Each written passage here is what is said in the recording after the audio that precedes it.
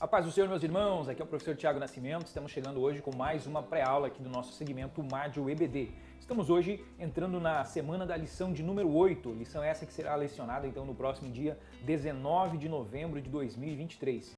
E o nosso segundo tópico traz aqui como tema Deus e o mal. Ele também está dividido aqui em 3 subtópicos. E aqui eu já deixo uma dica para você, professor. Muitos desses assuntos aqui na nossa pré-aula, eu já antecipei eles aqui no nosso primeiro tópico e também na introdução. E talvez aconteça o mesmo aí na sua aula. Então, quando o comentarista, né, organiza aqui o seu roteiro, ele está dando um norte. Mas esse tema, esses assuntos desse trimestre, né, que trata dessa questão apologética, dessa questão filosófica, são temas bastante amplos, né, onde você vai, de alguma forma, se antecipando muitas vezes aquelas conclusões que você vai ter ali na frente. Então não é problema você talvez até pular algum tópico, né, passar o tópico um pouco mais rápido aí na sua aula, porque nós sabemos que o tempo ele é bastante limitado, né? Nós temos aí em torno de 1 hora e 10, né, no máximo aí para nós expormos, né, para nossa classe todo esse conteúdo. Então você precisa já dentro da sua preparação da aula você observar, né, quais são os tópicos, quais são os subtópicos aonde você pode dar aquela acelerada para você conseguir chegar no final da lição.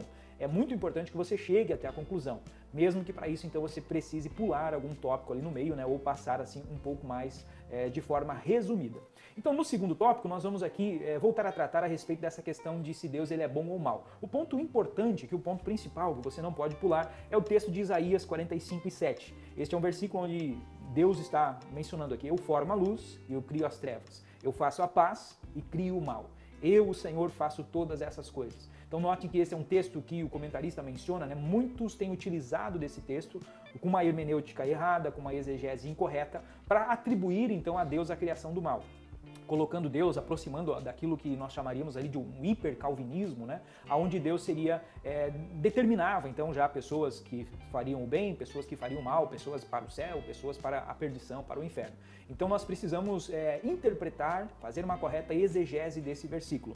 Então nós precisamos entender aqui, e nesse caso o terceiro subtópico ele vai trazer luz a este assunto, que quando Isaías menciona aqui a palavra mal, ele está utilizando a palavra não no sentido do mal moral. Então Deus não pode ser acusado de ser aquele que criou o mal. Como nós já falamos no primeiro tópico, Deus sendo bom, ele não pode induzir ninguém a pecar. A Bíblia é muito clara a respeito disso, que Deus não tenta a ninguém. Mas que tipo de mal então é este? Esse aqui é mal num sentido de um mal talvez natural. O mal como sinônimo de justiça, Deus aplicando juízo. Então este é o mal que Deus diz que faz a paz e cria o mal. O próprio comentarista traz aqui no tópico 3, então no subtópico 3, que Deus estaria usando Ciro para abater as nações, lá no capítulo 45, então no versículo 6 versículos antes nós temos o contexto. Então notem que este versículo isoladamente pode dar essa impressão de que Deus é o criador do mal moral. Mas quando nós vemos ele dentro do seu contexto, ele está dizendo: eu vou usar alguém de fora da nação, né? Vou usar aqui Ciro, o meu servo, para que ele vá abater as nações, que vá trazer a justa retribuição que as pessoas merecem. Então veja que dentro dessa visão que nós mencionamos no primeiro tópico aqui a respeito da relatividade desse conceito de bem, quando a justiça ela é aplicada sobre o criminoso pode tomar aquilo que é algo que vai ser bom, é algo justo, né? Algo corretivo para a sociedade, então aquilo é um bem. O juiz, quando pune o criminoso, né, quando coloca ali uma pena bastante rígida, uma sentença dura sobre um criminoso, ele está trazendo bem. Mas da perspectiva, do ponto de vista do criminoso, aquilo pode ser interpretado como algo mal. Ele vai ficar preso, se for talvez aqui uma sentença de morte, né, ele vai perder a sua vida. Então, do ponto de vista dele, então, relativisticamente falando, aquilo é mal. Mas do ponto de vista absoluto, aquilo é o bem, porque aquilo está, na verdade, se referindo à aplicação da justiça. Então, quando Isaías diz aqui que Deus ele cria o mal, é nesse sentido. Nosso Deus ele é um Deus amoroso, Deus é amor, Deus é a fonte de todo bem, mas ele também é a fonte de toda a justiça. E essa justiça, para aqueles que merecidamente estão sofrendo a punição dessa justiça, ela pode ser vista, pode ser encarada como mal. E isso não é apenas algo do Antigo Testamento, nós encontramos também no Novo Testamento, Gálatas. Ele vai tratar aqui a respeito da lei da semeadura. E isso nada mais é então do que o ensino da lei da semeadura, qual o próprio Jesus também fez referência, né, em ação. Deus trazendo mal no sentido de aplicação da justiça. Ainda dentro deste segundo tópico, né, falando aqui a respeito de de Deus como criador do mal, desse tipo de mal, pode ser que surja aí na sua sala um questionamento. Nós estamos colocando que Deus não é o criador então do mal no sentido moral, mas muitas vezes Deus vai permitir que venham catástrofes, calamidades. Faz pouco tempo nós saímos aqui de uma epidemia, né, do coronavírus, que assolou o mundo, que tomou conta de todo mundo. Então muito sofrimento, muitas vidas foram perdidas e naquele período, naquela época era comum as pessoas questionarem justamente isso, né? Onde que estava Deus? Aonde o coronavírus estava graçando, aonde o coronavírus estava fazendo tantas vítimas. Onde que estava Deus durante aqueles tsunamis, terremotos, né, que muitas vezes têm acontecido, né, frequentemente nos nossos dias. Então, aonde está Deus que não vê esse tipo de sofrimento?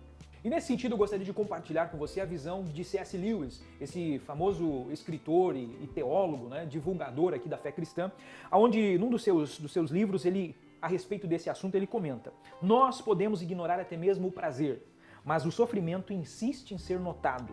Deus sussurra em nossos prazeres, Deus fala em nossa consciência, mas ele grita em nosso sofrimento. O sofrimento é o megafone divino para despertar um mundo surdo. Então, nesse sentido, talvez você possa colocar isso para a sua classe, né? Surgindo essa questão, surgindo esse debate, que o coronavírus, os terremotos, as grandes epidemias, a existência do mal e do sofrimento do mundo, ele é, na verdade, um grande alto-falante divino para nos lembrar de uma estatística que ela é extremamente precisa. Em cada um de nós vai morrer. 100% de nós não estaremos aqui se Jesus não voltar em breve, né? Daqui a 150 anos, todos os irmãos que estão me ouvindo aqui fatalmente estarão mortos. Então, em cada um de nós morre. E o sofrimento, essas mortes todas, as epidemias, tudo isso serve então para nos lembrar desta estatística fulminante. E isso vai nos levar, nos despertar, isso deve nos despertar para uma perspectiva futura. E olhando para essa perspectiva futura, nós olhamos lá para o fim da Bíblia. Nós olhamos lá para Apocalipse 21, aonde João está descrevendo, né, o perfeito estado eterno, aonde Deus resolveu o problema do mal.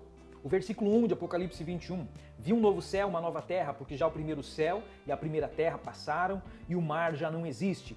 Versículo 4, e Deus limpará dos seus olhos toda lágrima, não haverá mais morte, nem pranto, nem clamor, nem dor, porque já as primeiras coisas são passadas. Essa perspectiva futura deve alimentar a nossa esperança. E muitas das vezes esse mal que Deus permite, o mal físico, o mal natural, ele muitas vezes já como consequência do pecado, porque Romanos capítulo 8 nos diz que a natureza, todas as coisas criadas, né, a natureza, enfim, ela geme esperando pela sua libertação. Então todas as situações adversas que ocorrem dentro da visão de C.S. Lewis podem ser comparadas a esse grande megafone, né, esse grande alto-falante divino aqui, nos alertando, nos despertando, apontando para esta perspectiva futura. E no tópico 3, meus irmãos, ele também vai apresentar aqui uma perspectiva passada. João mostra, né, que no princípio era o verbo estava com Deus. Então o verbo estava no Jardim do Éden, o verbo estava em Gênesis 3. No momento onde o ser humano, por sua escolha, por seu livre-arbítrio, ele abre a porta para que o mal entre, para que o sofrimento entre no mundo, o próprio Deus, ao dar as punições, a justa retribuição, ele também vai mostrar misericórdia, ele vai mostrar amor. A mulher teve as dores de parto, o homem, o trabalho cansativo, né, o suor do seu rosto, enfim, a própria criação como um todo, né, a terra sendo maldita, a serpente também teve o seu castigo, mas eu diria que o pior castigo, aquele mais pesado, Deus reservou para ele mesmo, que foi dentro do plano da salvação, mandar o seu próprio filho depois para sofrer este sofrimento, para carregar o nosso pecado, para sentir todas as mazelas do ser humano. Quando nós olhamos para Isaías apontando para Cristo, ele diz que não tinha parecer, nem formosura. Olhando nós para ele, nenhuma beleza víamos para que o desejássemos. Esse é o Cristo crucificado. É um Cristo feio, feio por causa dos nossos pecados. O mal, o sofrimento todo que entra no mundo, Deus reserva para ele também uma grande parte, talvez a pior parte, a pior parcela desse sofrimento, Cristo levou sobre si na cruz do Calvário. E é esta perspectiva futura que alimenta, aliás, essa perspectiva passada que alimenta a perspectiva futura. É isso que Paulo menciona, que os nossos sofrimentos atuais não podem ser comparados com a glória que em nós será revelada. Isso precisa servir a nós como esperança. E nesse tópico 3, o comentarista continua analisando essa relação do cristão e do sofrimento, onde ele traça aqui um contraste, né, entre a vida, a própria ética já mencionada no outro subtópico, né, a própria ética do mundo hoje, que é uma ética hedonista, onde nós nascemos para ser felizes, nós nascemos para evitar o sofrimento. O próprio Epicuro, lá do início, também ele tinha essa filosofia do prazer, né? Que nós devemos evitar as tristezas e aumentar as felicidades. E vivemos então na era da autoajuda, da confissão positiva, da teologia coach, que quer banir a dor e o sofrimento da existência humana. Mas o próprio Cristo, ele menciona que no mundo nós teríamos aflições. Então as aflições, elas fazem parte nessa perspectiva atual. Nós entendemos que no presente nós temos aflições, mas é um caminho necessário para nós consigamos chegar no nosso destino futuro, que é a glória que há de vir. E para os leitores da Bíblia nada disso é novidade.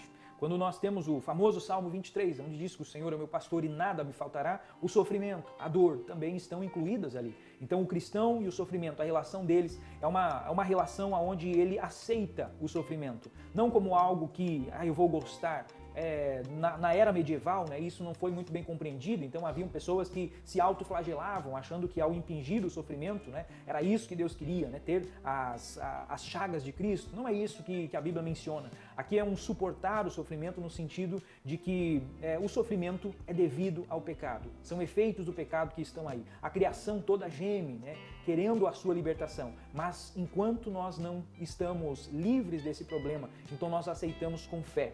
Essa fé no sentido de confiança, como nós vimos desde a primeira lição.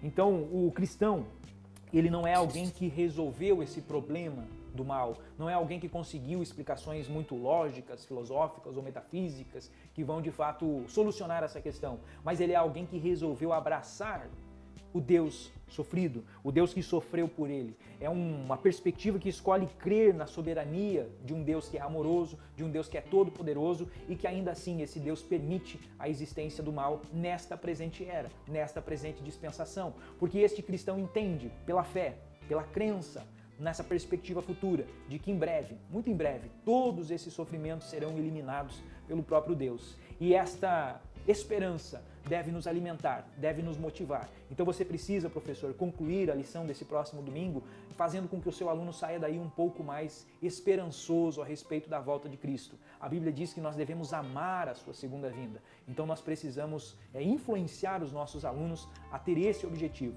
Vamos sofrer, vamos suportar as aflições do tempo presente, mas chegando ao fim, nós sabemos que o nosso galardão nos espera.